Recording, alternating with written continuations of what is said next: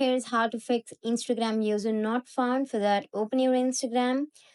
See, if you search for user and you can find them, that means they are temporarily disable their account, or they might block you, or that user can't anymore access their account because of they deleted their account or something else. And if you want to resolve this issue, even they're not blocked you, they're not restricted you, even on they doesn't deleted your account. So go to the top profile icon, three lines.